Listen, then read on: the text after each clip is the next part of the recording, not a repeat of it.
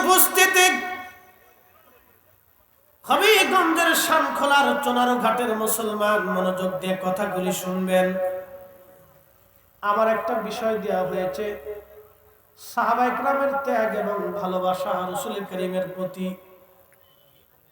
এই ভালোবাসার কথা আমি কি করে আপনাদেরকে বুঝাবো, কোন ভাষায় আমি আপনাদেরকে বুঝাবো? শুধু রাসূল করিমের একজন সাহাবীর কথা আপনাদেরকে শোনাই। এই সাহাবীর নাম মেজবানে রাসূল হযরত আইয়ুব আনসারী রাদিয়াল্লাহু আনহু। মেজবানে রাসূল হযরত আইয়ুব আনসারী রাদিয়াল্লাহু আনহু, যিনি রাসূল করিমকে মেজবানি গ্রহণ করেছিলেন মেহমান হিসেবে। আনসারী সাহাবী মদিনাতুল মুনাওয়ারাতে নবীজি হিজরত করে রওনা। মদিনার উপকণ্ঠে পৌঁছাইলে মদিনার হাজার হাজার মুসলমান নবীকে অভ্যর্থনা দিল।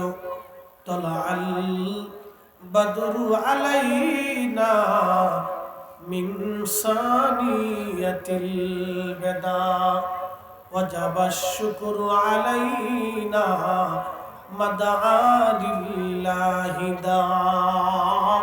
একবার জোরে বলা যাবে কি মারহাবা?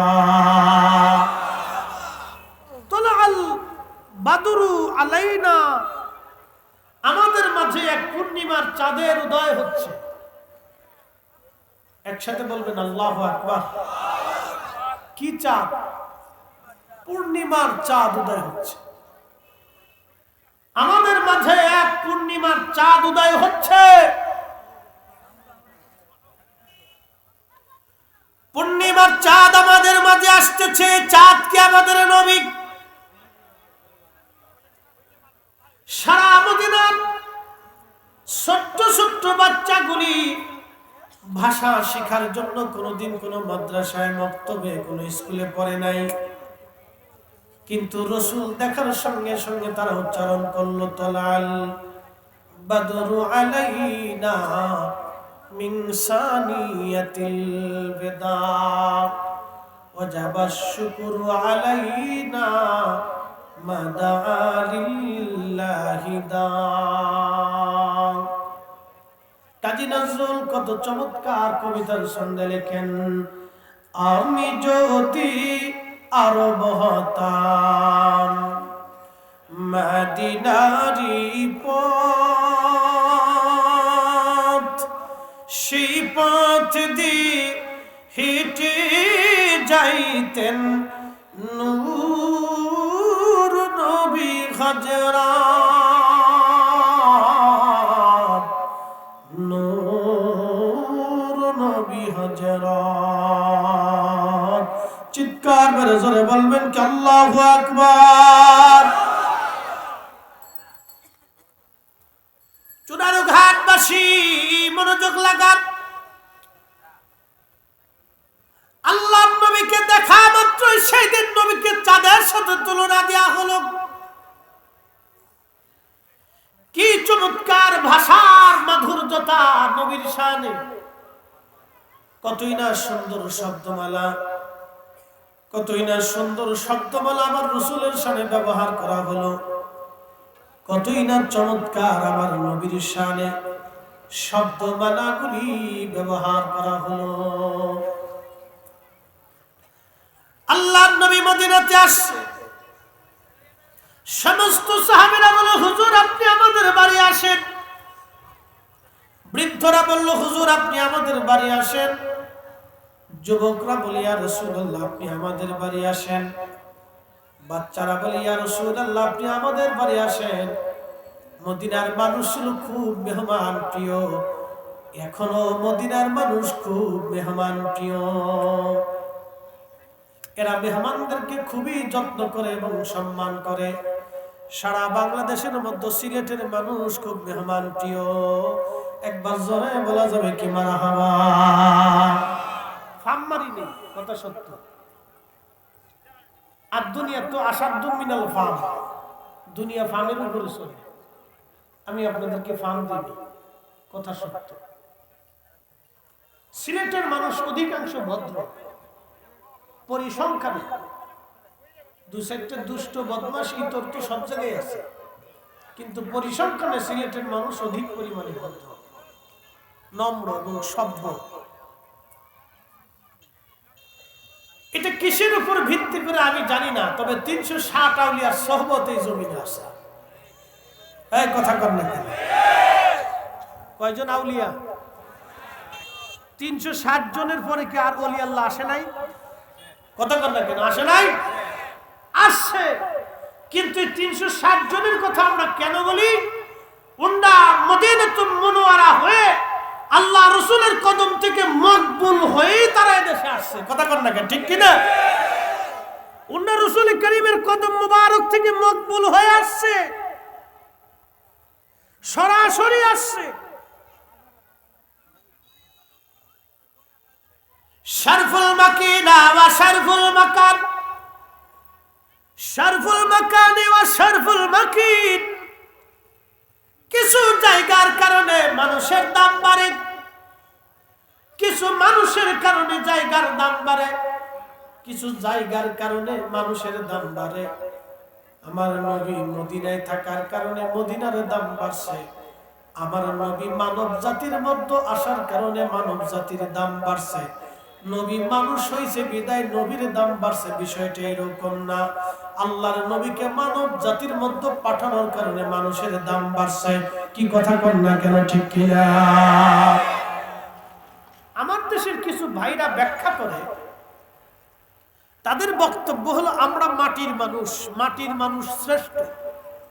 কথা বুঝি? মাটির মানুষ শ্রেষ্ঠ, আল্লাহ মাটির মানুষকে শ্রেষ্ঠত্ব দিছে। এরা জিন জাতির চাইতে শ্রেষ্ঠ, ফেরেশতাদের চাইতেও শ্রেষ্ঠ, সমস্ত মাখলুক থেকে তারা শ্রেষ্ঠ। অতএব রাসূল করিম মাটির মানুষ হওয়ার কারণেও নবী শ্রেষ্ঠ। কি সুন্দর যুক্তি! আমার মনে হয় শয়তানে ওর আহলের ভিতরে পেশাব করে দিছে। কথা বুঝেন নাই মনে হয়? কথা বুঝতে যান। ওরে যুক্তিবাদীর যুক্তিবাদী শয়তানে হাসে, কয় চাচা তোমার মতো চাচা থাকতে আমার আর দুনিয়ার চিন্তা নেই, তুমি একবারে জাগা মতো বাস মেরে দিছো। শুনে যান, শারফুল মাকিন ওয়া শারফুল মাকান, শারফুল মাকান ওয়া শারফুল মাকিন। কিছু জায়গার কারণে মানুষের দাম বাড়ে, কিছু মানুষের কারণে জায়গার দাম বাড়ে। মাটির মানুষের ভিতরে রহমতের নবীকে পাঠানোর কারণে এই মানব জাতির দাম বাড়ছে। নবীর কারণে মাটির মানুষের জন্য নবীর দাম বাড়ে নাই, নবীর কারণে মাটির মানুষের দাম বাড়ছে। কথা বলেন ঠিক না? পাগল দেশে কত জন্মাইছে আল্লাহই জানে। আল্লাহর নবীকে এই মাটির মানুষের ভিতরে পাঠাইছে বিদায় মাটির মানুষের দাম বেশি। যদি আল্লাহ মাটির মানুষের মধ্যে নবীকে না পাঠাইয়া জিন জাতির মধ্যে পাঠাইতেন, জিনদের দাম বেড়ে যাইত। হ্যাঁ, এবার ঠিক আছে, একভাবে রাখেন। আর গজল গাইলে টোন মন দিন, আমার কণ্ঠ এমনি ভালো, এটা গুতাই ভালো করার কিচ্ছু নাই। বেশি ভালো করতে চাইলে সে দূর থেকে মানুষ বলছে বেডি ওয়াজ করতেছে, কণ্ঠ চিকুন না, পরে মনে করবো যে বেডি চিল্লাইতেছে। যেমনে সেমনে থাক, চলুকেই একসাথে জোরে বলি তো আল্লাহু আকবার। না, সোনার ঘাটের আওয়াজ হয়েছে না, ছোটখাটো একটা মজলিসের আওয়াজ হয়েছে, গলার কাশি কুশিতে গলাটা ছাড়া। একসাথে জোরে বলি আল্লাহু আকবার। আল্লাহু আকবার ওয়ালিল্লাহিল হামদু। বিসমিল্লাহির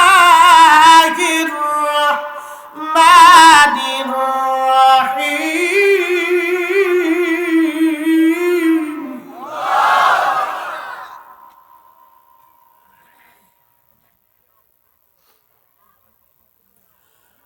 কুনতুম খায়রা উম্মাতিন উখরিজাত লিন-নাসি তা'মুরুন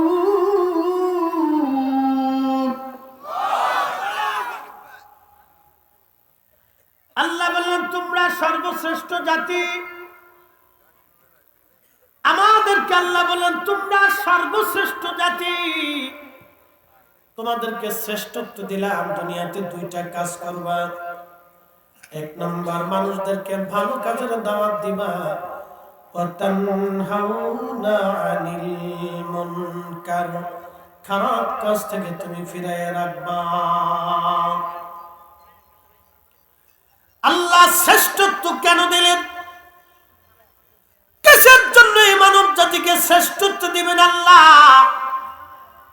ফেরেশতাদেরকে শ্রেষ্ঠত্ব দেওয়ার কথা তারা বলল, নাহনু নুসাব্বিহু বিহামদিকা ওয়া নুকাদ্দিসু লাক। আল্লাহ, এই মানব জাতি তুমি দুনিয়াতে পাঠাইছো আল্লাহ, আমরাই তো ইবাদত করি, আমরাই হাম করি, আমরাই তাসবিহ করি। ক্বালু আতাজআলু ফিহা মান ইউফসিদু ফিহা ওয়া ইয়াসফিকুদ দিমা।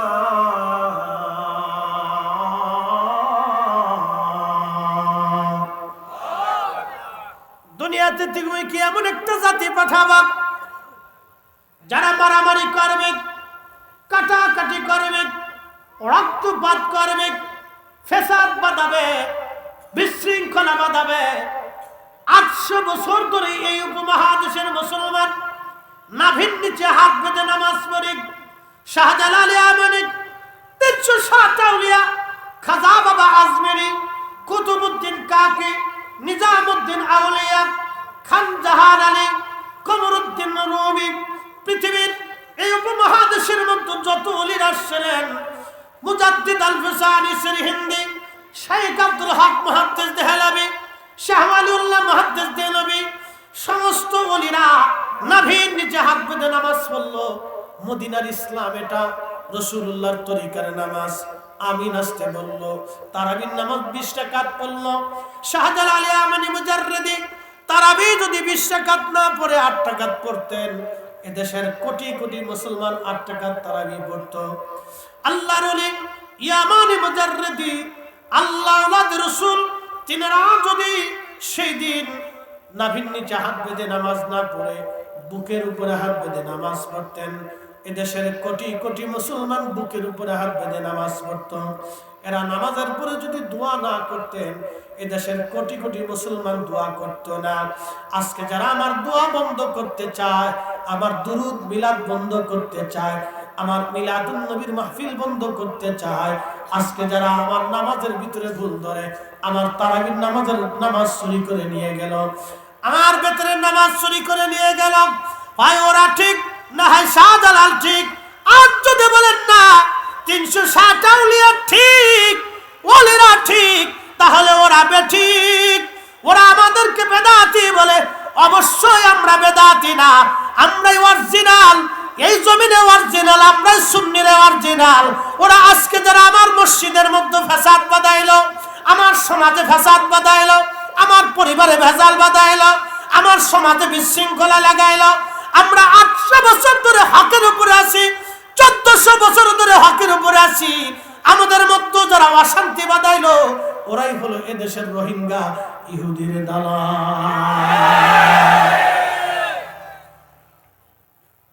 কষ্ট হচ্ছে আপনাদের? বুঝা যায়? আমার দেশে কত কোয়ালিটির যে শয়তান হইছে আল্লাহ জানে। বহু কোয়ালিটির যে আজাজিল বের হইছে। মনোযোগ দিয়ে কথাগুলি খুব গুরুত্বপূর্ণ। এত দলিলের দরকার নেই। শাহজালাল ইয়ামানি মুজাদ্দিদি একটা দলিল দিছে, যায় নামাজ পানির উপর ছেড়ে দিছে। সুরমা নদী এখনকার দেরাতে নদী ছিল না, 800 বছর আগের সুরমা নদী বিরাট বড় নদী ছিল এবং খুব খরস্রোতা নদী ছিল। সেই নদীর মধ্যে যায় নামাজ ছেড়ে দিল। নদী কথা শুনে, একসাথে বলবেন আল্লাহু আকবার। নদী কথা শুনে, সাগর ওলিদের কথা শুনে, মহাসাগর ওলিদের কথা শুনে, পশু পাখিরা ওলিদের কথা শুনে, এর চাইতে দলিল ডকুমেন্ট আর কি লাগবে? উন্ডা হলো আল্লাহর কোরআনের বাস্তব দলিল, রাসূলুল্লাহর সুন্নতের বাস্তব দলিল, নবীর আইনের বাস্তব দলিল। কর না কেন, ঠিক না? সিন্দা দলিল উন্ডা দেখে দিয়েছে। নদী কথা শুনে, এটা কি চারটিখানি কথা? নদী কথা শুনে, হুজুর নদী কিভাবে কথা শুনে? বউ করে আমরা বসি, কথা না বলি, কথা বললে মাইন্ডেড আদার্সে চলে যায়। রুলস আছে, আপনারা শুনেন, আমরা ঘামি। বুঝতে পারছেন? আমাদের ওয়াজটা আল্লাহর উপর ভিত্তি করে আমরা চালাই। প্রত্যেক দিন আল্লাহ জবান থেকে নতুন নতুন কথা বের করে। মাঝে মধ্যে আমি চিন্তা করি, এত কথা কোথায় জমা ছিল, কোথার থেকে বের করে আনলাম? আপনাদের এটা সাইডে আরো দুইটা সার, বুঝতে পারতেছেন? দুইটার ওয়াজ আজকে এখানে মিডিয়া একটা ক্যাপচার হলো, পরেরটা আবার মিডিয়া ক্যাপচার হবে। এখানে যে ওয়াজ ওখানে যদি সেই ওয়াজ করি, তো পাবলিক কে হুজুর একই ওয়াজ করে। কি কথা একই ওয়াজ করে, কিন্তু কোরআন তো একই। নতুন করে কোরআনের আয়াত বানানোর কত সুযোগ নাই। রাসূল কারীমের হাদিস একই, নবীর জীবনী একই। নতুন করে রাসূল কারীমের জীবন বানানোর কোনো সুযোগ আমাদের নেই। কিন্তু তারপরেও যতই শুনেন ততই মজা লাগে, যতই শুনেন ততই মজা লাগে। কারণটা কি? যাকে অন্তর থেকে ভালোবাসেন তার কথা শুনলে ভালোই লাগে। আস্তে কন কেন, জোরে বলে। আর আমাদের দেশের কিছু আছে, রসুলের শান শুনলে শরীরের ভিতরে জ্বালানি পুরানি চুলকানি শুরু হয়ে যায়। কেন ভাই এত চুলকাই কে? যদি অ্যালার্জি বেশি হয় তো ট্রিটমেন্ট হয়, বেশি অ্যালার্জি হলে তো সমস্যা। বড় আফসোস এই উম্মতের জন্য, যার কারণে নাজাতের উসিলা হবে। আরে যার সোহবতে থেকে সাহাবায়ে کرام, সাহাবীদের আগের জীবন কি ছিল? সব হার সাহাবী জান্নাতি। কোন সাহাবীর সমালোচনা আমি করতেছি না, শুধু আগের অবস্থানটা তুলে ধরতেছি। রাসূল পাকের সাহাবী ওমরের আগের হালত কি ছিল? দিন দুপুরে যারা মানুষ হত্যা করত। রাসূল কারীমের সাহাবী আবু যর গিফারির আগের হালত কি ছিল? গিফারি বংশের মানুষ আগে ডাকাতি করত। রাসূল কারীমের দরবারে সাহাবীদের আগের হালত কি ছিল? ছোট্ট একটু বিষয় নিয়ে খুনাখুনি 40 বছর 100 বছর পর্যন্ত যুদ্ধ করত। আগের হালত কি ছিল? ওই মক্কা নগরীতে তারা উলঙ্গ নারী দিয়ে খোদার ঘর তাওয়াফ করাইত। আগের হালত কি ছিল? তারা জিন্দা কন্যা সন্তানকে মাটির নিচে কবর দিয়ে জিন্দা গেড়ে দিয়ে আসতো। কলিজা এত বড় পাষাণ ছিল, নিজের কলিজার টুকরা সন্তানকে মাটির নিচে জিন্দা দাফন করত। আপনি আপনার ছোট্ট সন্তানটাকে যদি একটা থাপ্পড় মারেন, তারপর আপনার কলিজার ভিতরে চিন চিন করে ব্যথা করে। যারা বাবা হয়েছেন, মা হয়েছেন, তারা জানে। যারা বাবা হয়েছেন তারা বাবার কি জিনিস এটা বুঝে। ছোট্ট সন্তানকে যদি একটা থাপ্পড় মারেন, তো যতক্ষণ পর্যন্ত ওরে আদর না করবেন, ওরে খুশি না করবেন, তত সময় পর্যন্ত আপনার কলিজার ভিতরে ব্যথা করে। আপনি তার গায়ে থাপ্পড় মারেন না, আপনার কলিজায় থাপ্পড় মারছেন। কি কথা কন না কেন, ঠিক কিনা? এর অর্থ হচ্ছে সন্তানকে বাবা কলিজার ভিতর থেকে ভালোবাসে। আমাদের সন্তানরা বুঝে না, ওরা বুঝে না। বিদায় সুন্দরী নারী পাইলে বাবা থেকে জুদা হয়ে আলাদা যে ঘর সংসার করে, ও শুয়োর কুত্তার চাইতে নিকৃষ্ট। ও মানুষ হইছে কেন? ওকে মানুষ হইতে কে বলেছে? ও শিয়াল কুত্তা হইলে ভালো হতো। কুকুর বলবে হুজুর আমার সাথে তুলনা দিয়েন না, আমি খাই কিন্তু বেঈমানি করি না। কুত্তায় খায় কিন্তু বেঈমানি করে না, কুকুরে খায় বেঈমানি করে না। এটা মনে রাখবেন। বেঈমান পৃথিবীর সবচেয়ে নিকৃষ্ট জীব। সে মানুষ হোক না, জিন হোক না, ফেরেশতা হোক না, প্রাণী হোক না, যেই হোক না কেন, বেঈমান পৃথিবীর সবচেয়ে নিকৃষ্ট জীব। বেঈমান তো বেঈমান।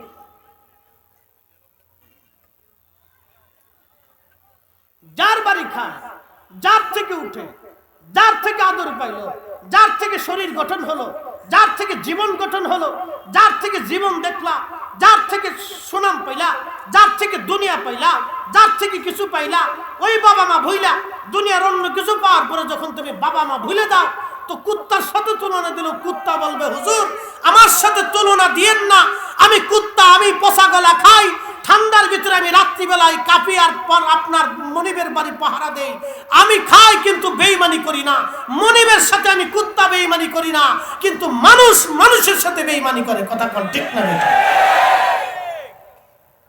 কুত্তার চাইতে নিকৃষ্ট।